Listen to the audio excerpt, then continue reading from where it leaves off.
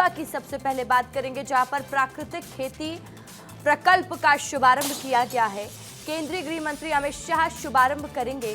सेमरिया के 50 गांवों में होगी प्राकृतिक खेती। गौमूत्र गोबर से निर्मित खाद का प्रयोग किया जाएगा। प्राकृतिक खेती को बढ़ावा देने के लिए ये प्रयास किया जा रहा है। रीवा के सेमरिया में बसामन मामा गौ अभ्यारण्य में प्राकृतिक खेती प्रकल्प का केंद्रीय गृह मंत्री अमित शाह शुभारंभ करेंगे। बसामन मामा गौ अभ्यारण्य में 9000 से अधिक गौवंश को आश्रय दिया गया है। इस प्रकल्प में गोबर, गौमूत्र, बेसन, गुड़ पानी और स्थानीय औषधियों से जैविक कीटनाशक और खाद तैयार किए जाते हैं और गौ अभ्यारण्य की फसलों में डाले जाते हैं। पौष्टिक आहार और स्वस्थ जीवन के लिए प्राकृतिक खेती की ओर लोगों का तेजी से रुझान बढ़ रहा है और इसी को ध्यान में रखते हुए बसामन मामा गौ अभ्यारण्य के आसपास के 50 गांवों के किसानों को प्राकृतिक खेती से जोड़ा गया है। लगभग 5000 किसानों ने प्राकृतिक खेती के लिए पंजीयन कराया है और जिनके द्वारा कोदो, मक्का, ज्वार और गेहूं की जैविक विधि से खेती की जा रही है। प्राकृतिक खेती से गौ अभ्यारण्य में गोबर और गौमूत्र का सदुपयोग हो रहा है। वहीं बसामन मामा गौ अभ्यारण्य 52 एकड़ में बना हुआ है, जहां पर 9000 से ज्यादा गौवंश को रखा गया है।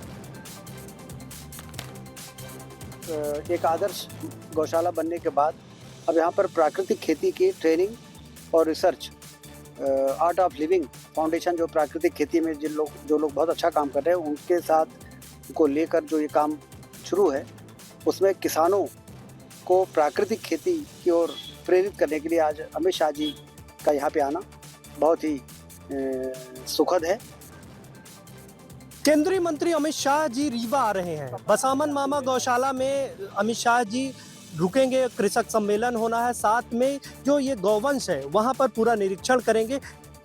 पिछले दिनों अमित शाह जी ने भी, हमारे माननीय गृह मंत्री अमित शाह जी ने भी एक इंटरव्यू में कहा था कि आने वाले समय में हम वेद उपनिषदों का अध्ययन और प्राकृतिक खेती में अपना सारा समय लगाएंगे। इस बात से आप समझ सकते हैं कि हमारे प्रधानमंत्री और गृह मंत्री जब देश के अंदर प्राकृतिक खेती की बात करते हैं तो ये कितना महत्वपूर्ण काम हमारे देश के लिए आने वाले समय में होने वाला है। तो देखिए कि बहुत खास है, क्योंकि विंध्य और रीवा के लिए आज का दिन अमित शाह जी आ रहे हैं। जिस तरह बताया गया कि प्राकृतिक खेती के साथ साथ गौवंश जो यहाँ विचरण करती हैं, गाय के गोबर से वो तमाम प्रोडक्ट बनाए जाते हैं जो दैनिक उपयोग में होता है। वीडियो जर्नलिस्ट आशुतोष के साथ विवेक तिवारी, विस्तार न्यूज।